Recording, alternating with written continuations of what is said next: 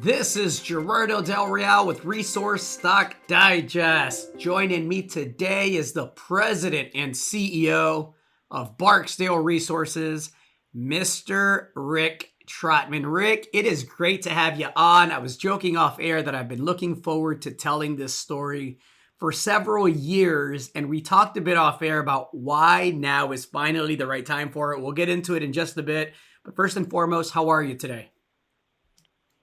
I'm great, bud. I'm really, really good. And thanks for having me on the platform here. Well, listen, let's get right into it. Let's talk a bit about your experience, and then I want to talk about the assets. I want to talk about the fantastic shareholder base that I think is really critical here moving forward, and why you've done well despite, a somewhat quiet period as it relates to the flagship. And then, let's talk catalyst, because I think 2023 is going to be a transformational year for Barksdale and the team. Fantastic. Let's jump in. Well, tell me a bit about your background. We met once upon a time, I think, in, good gosh, I don't want to date ourselves here, Rick, but I want to say it was maybe like 2010, if I'm not mistaken. We were on a site visit for another company, so it's been quite some time. It may have been a few years after that, but we've known each other, professionally on and off for a little bit. When we started talking about Barksdale, we talked about the great assets and how it was really a simple story for us to tell. And the best ones typically are. I think you're perfect to be kind of captain of the ship on this. Can you tell us a bit about your background? Yeah, sure.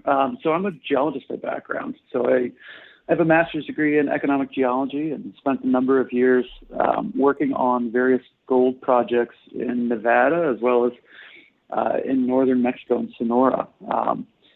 Both of those projects ultimately became operating mines. One is the Mercedes project in Mexico, and the other is the South Arturo project in Nevada. Anyway, I spent a number of years doing that. Ended up moving to New York City, jumped into the world of equity research, working for HSBC, kind of covering all the major gold mining stocks. I was an associate there for an analyst. And then was there long enough to meet my wife, and then moved off to Denver, Colorado, jumped into private equity for a mining-focused fund with a couple of $1 billion of assets under management, and spent the next 6 years investing in the mining space. So put, $300-400 million into the mining space over, maybe 2-3 dozen names, a lot of exploration companies, a lot of gold companies, a ton of money into molybdenum, ironically.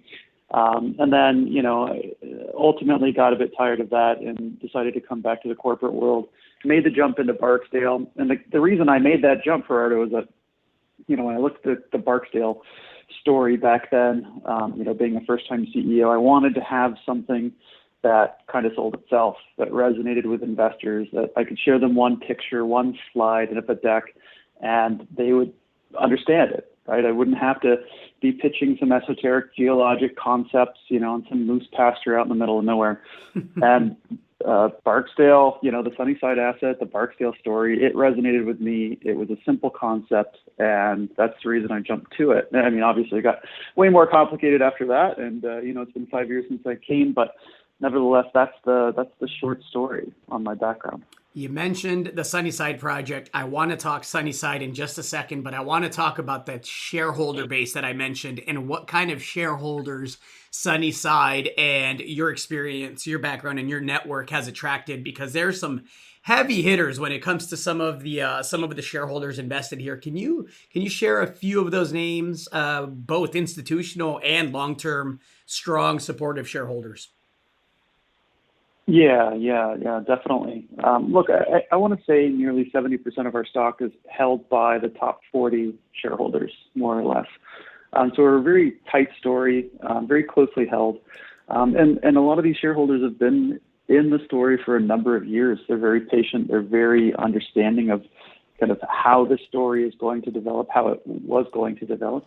And they continue to follow on in financings that we do. And so, at the top of the list, we've got about 25% corporate ownership. And so these are the likes of Tech Resources, who is our largest corporate holder with just under 10%.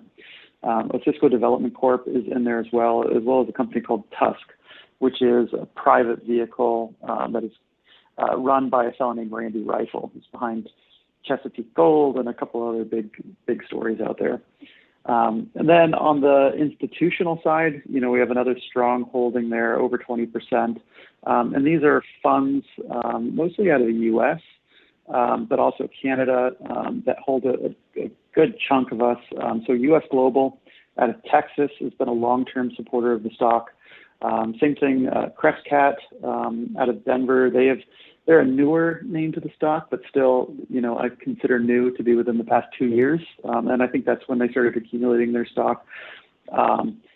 We've got Medalist Capital out of Toronto, Pathfinder out of Vancouver, Delbrook, a whole bunch of others. And then we have a big high net worth presence as well. So, the likes of Eric Sprott and a couple of other mining CEOs that have their markers down here. They have, one has about 9.9% of the stock. Others have, between 250,000 and 750,000 shares. They just have their bets placed, and they understand what this thing can do in the future. And then finally, Gerardo insiders have about 5%. I've bought about 1.4 million shares since coming on board, mostly through on-market purchases, and then one exercise of my options. So I'm committed to this. I have a lot of my net worth into the story, and will continue to do so as we move it forward. So very tight shareholder register. Like I said before, 70% of the stock roughly in the hands of the top, couple dozen shareholders. Well, I'm not a geologist, but you are. But I know this much. Geology doesn't care about boundary lines or, state lines, country lines. Geology is geology. And so I want to talk Sunnyside, but it's hard to talk about Sunnyside without talking about Taylor and the system that hosts both Sunnyside and Taylor. For those that may not be familiar, can you explain what the Taylor deposit is and why that's so critical to Sunnyside moving forward here? Yeah, so Taylor is a world-class asset that sits immediately next door to us. It's a carbonate-hosted deposit, and to my knowledge, the largest in the world.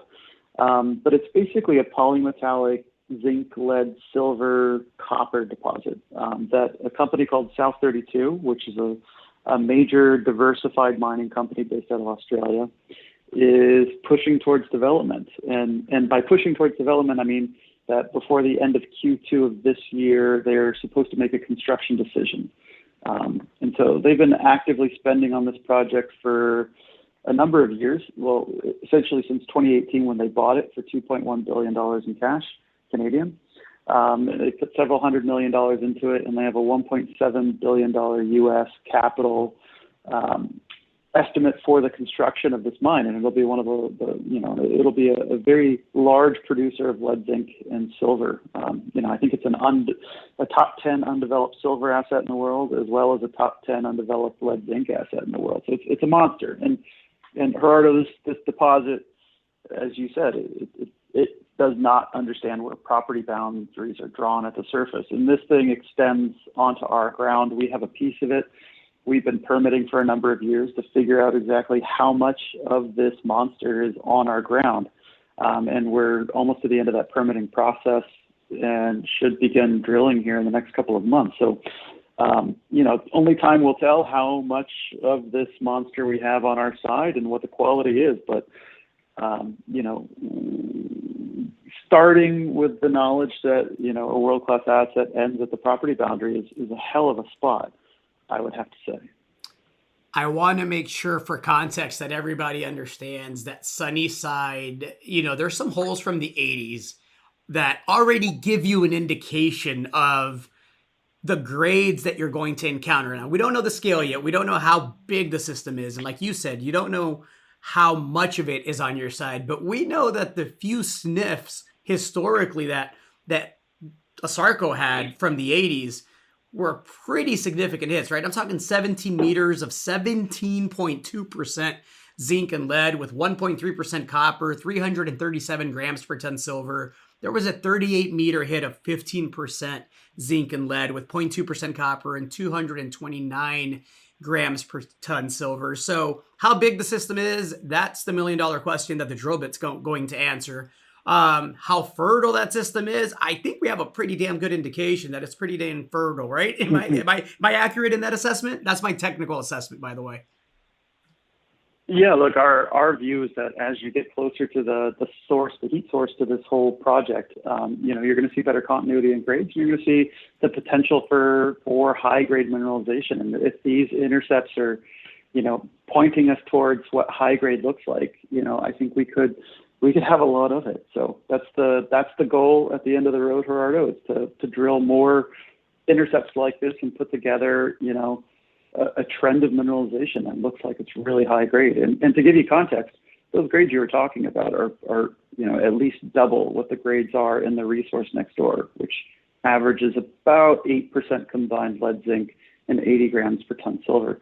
And so, our goal is to find those high grades and show how much of them we have on our side of the fence. I want to touch on it one more time. What was Taylor bought for? 2.1 billion Canadian. And what's the Barksdale market cap today? Oh, I think today we're trading in the 50s, $50 million range. So Canadian. Again, we don't know how big the system is, but yeah, you have a lot of runway between where you're at and where Taylor is, right? Exactly. Yep. And Taylor's not even the only name of the game here. We've got the potential for another skarn system on our property, an extension of a new discovery called Peak that's on the Taylor Hermosa project. Just to the south of the Taylor deposit, there, South 32 is encountering some significant intercepts of a copper-dominant system, kind of 7% copper, 4% copper, over some pretty juicy widths. And again, that system is right on the edge of our property boundary. So, we're not a one-trick pony. We have multiple targets on the same property, multiple avenues to create, high-grade not create. I think the better word is to find high-grade resources, all next to a project that is ultimately going to go into production, touch wood. You have multiple projects in the portfolio. For the sake of this conversation, I want to just focus on the flagship, which of course is Sunnyside. And the reason I want to do that is you've waited years to get to this point, Rick, where you're finally going to be able to test how much of the system you have. When do you anticipate seeing a drill bit turning? I know that you just hit a major milestone here recently that was pivotal, and I, for one, cannot wait to see what Mother Nature left on your side of this boundary line. When is that going to start happening? Yeah, the Forest Service is supposed to be done with their process. It's either going to be the end of April or the end of May. And so, give a couple of weeks between the end of their process and when we can put a drill on the ground. So I would say, that's going to be the, end of May or end of June, one of the two. And the reason for the gap there is they have a 30-day extension that they have under their belt as far as this permitting process is concerned. So we should know here soon whether or not they're going to use that extension. But nevertheless, Gerardo, it's coming up, and it's coming up quick. Fully funded drill program, I imagine?